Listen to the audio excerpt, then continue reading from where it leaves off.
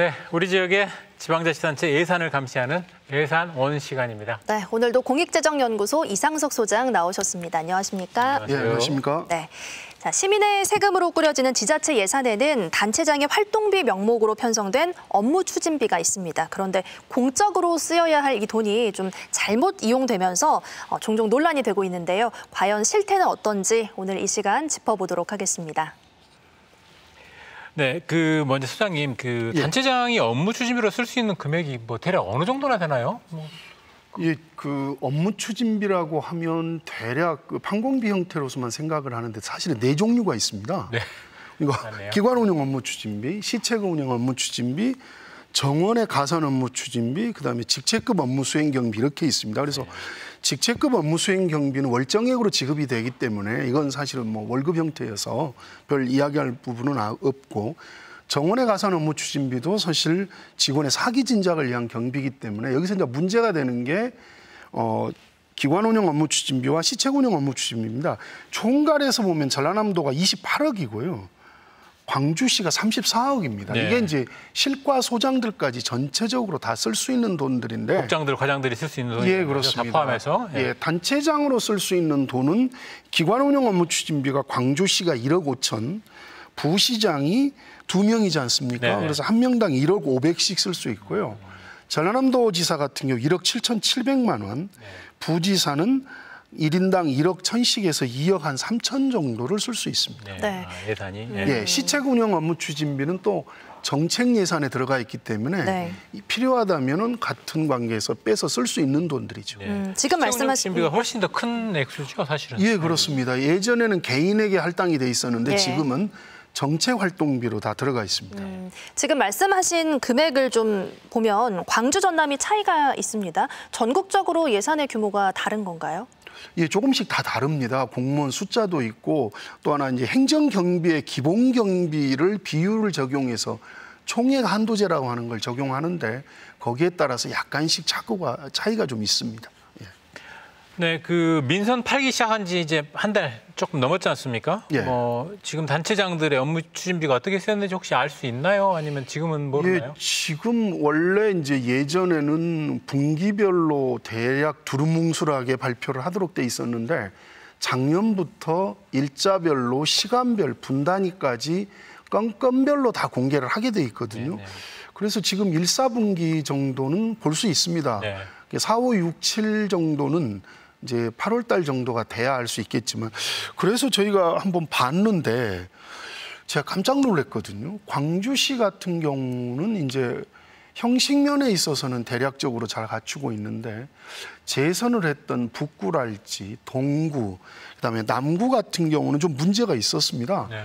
좀 전에 말씀드린 대로 법 개정 이전의 형태로 많이 지금 쓰고 있어서 분단위가 좀 빠져 있다거나, 아니면 이게 좀 전에 말씀드린 기관인지 시책인지 분류 작업을 안 해놓고 쓰는 경우도 있었고, 네네. 이제 가장 큰 문제는 전라남도 걸 저희가 보다 깜짝 놀랐는데, 이거 형식은 완전히 옛날 방식이면서 또 현금이 250, 150씩 뭉탱이 돈들이 정기적으로 빠져나간 흔적이 있어서 이게 산하기관도 아닌 전라남도 24개 시군 중에 일부 군을 다니면서 지사가 돈을 줬던 측면이 좀 있어서 자칫 잘못하면 이건 논쟁의 소지가 될 수 있고 의혹이 충분히 갈 수 있을 만한 부분이어서 아직도 고쳐지지 않고 있구나라고 하는 느낌을 저버릴 수 없었습니다. 네. 내용이 확실히 문제가 있다라기보다는 현재로서는 지금 공개하는 형식에 상당히 하자가 있다. 지금 그런 이야기를 하시는 거죠? 광주 3개 구청은 형식에 문제가 있는 거고요. 네. 전라남도는 형식과 내용이 문제가 좀 있어서 형식은 완벽하게 문제가 있습니다. 네. 내용에 있어서는 의혹을 충분히 살 만한, 원래 현금으로 산하기관에게 돈을 줄 수 없도록 돼 있는데 네. 이걸 줬기 때문에 상세한 이야기를 들어봐야겠습니다만 현재로서는 문제가 좀 될 소지가 있다. 네. 이렇게 보여집니다. 알겠습니다. 분기별로 장소와 시간 등이 투명하게 공개가 돼야 된다라고 말씀을 해주셨는데요. 그동안에 이제 부적절하게 활용돼 온 사례가 꽤 있을 것 같습니다. 소장님이 보셨을 때 그동안 좀 황당하다 했던 사례들이 있으실 것 같거든요.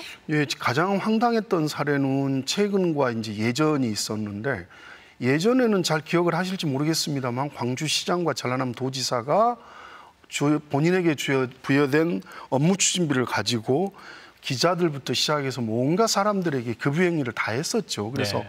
선거법에 24조에 위반이 되어서 저희가 고발을 했었던 사안인데 이것 말고도 심지어 뭐 업무 추진비로 야쿠르트를 사 먹는다거나 또 양주를 또 많이 사서 광주시장님은 드셨더라고요. 그래서 네. 왜 양주를 샀냐고 그랬더니 이렇게 사서 먹는 게 싸다. 뭐 이렇게 술 먹으라고 업무 추진비를 준 건 아닌데 실상 밥 먹고 술 먹는 용도로 많이 쓰고 있어서 되게 충격이었습니다. 그리고 이제 최근에 문제가 됐던 게 좀 전에도 말씀을 드렸습니다만 자치단체장뿐만이 아니라 실과소장들에게도 업무 추진비가 주어지는데 경기도 같은 경우 일부 시에서는 1억 7천만 원과 7천만 원 정도를 현금화시켜서 상품권을 받아가지고 예. 뭐 직원들끼리 나누어 가졌던 그런 사실은 이게 범죄행위거든요. 대담하네요. 네, 그렇습니다. 그런 게 있었고 최근에 이제 그 언론에서도 문제가 됐었던 게 지금 국토부 장관인 원희룡 당시 제주도지사가 1,800만 원어치의 식사를 했었는데 같은 장소에서 동일한 금액으로 매번 똑같이 하고 있어서 언론에서 이건 카드깡에 의심이 간다라고 하는 그런 문제가 있었고 전남 같은 경우에는 이제 곡성 같은 경우도 심지어 업무 추진비에서 기부를 했는데 이게 일반인인지 공무원인지 밝혀놓지 않아서 행정심판까지 가서 공개해라고 판결이 나는 그런 웃지 못할 사건들이 좀 있었습니다. 앞서 그 선거법상 기부행위 지금은 뭐 굉장히 무서운 법률 아닙니까? 이 부분 그 당시에 결과는 어땠습니까? 예, 이게 지금 12월 31일 날 양쪽 시장과 도지사가 다 기소가 됐죠. 그래서 2월 초에 재판이 끝났습니다. 몇 년도? 네, 그게 그 다음에 2월 초죠. 그러니까 실제로 뭐 토요일, 일요일 빼면은 20여일 정도 만에 1심 소송이 다 끝나버리는 건데 100만 원 이상이면 직위가 상실되기 때문에 아슬아슬하게 90만 원 정도 받고 양쪽 다 항소를 안 하는 상황에서 끝났던 부분들이 있었죠. 네. 결론은 유죄였다는 거지 않습니까? 예, 그렇습니다. 네. 그래서 이 유죄가 결정되고 나서 행안부에서 업무 추진비 담당자들을 이제 충청도에 있는 한 호텔로 전부 소집을 해서 앞으로는 기부행위를 전면적으로 금지하라. 이게 잘못하면 형법상의 처리가 될 수 있다라고 이야기해서 광주발에서 신호탄이 올린 것을 계기로 전국에서 업무 추진비를 이렇게 못 쓰는 네. 계기가 된 적도 있습니다. 행정소송하신 적도 있으시다면서요?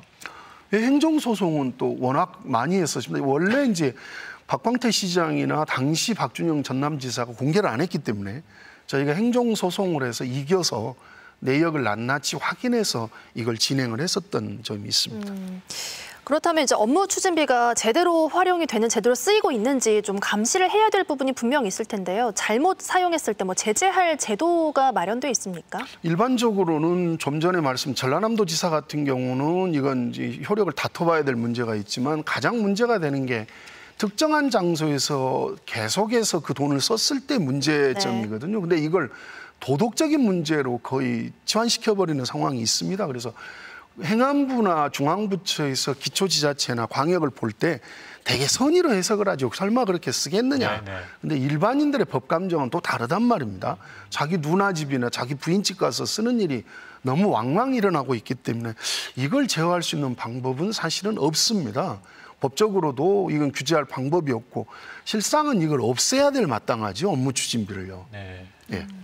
규제 방법이 아직 없다라고 말씀을 해주셨고요. 저희가 이제 시청자분들께 내가 만약 시장이라면 시민들은 어떻게 업무 추진비를 사용할 것인지 물어봤거든요. 좀 살펴보겠습니다. 최우선 순위를 출산율을 높이는 데 두고 지출을 하겠다. 또 소외계층 등의 정기순회 방문하는 데 쓰겠다. 또 구호기관에 정기 후원하겠다라는 의견이 있었습니다. 다음 좀 이어서 볼게요. 네, 광주시 홈페이지 열람 게시판을 통해서 누구나 사용 내역을 열람할 수 있도록 하겠다. 투명성과 공정성으로 사용에 있어서 신중함을 더하게 될 것이다 라고 하셨거든요.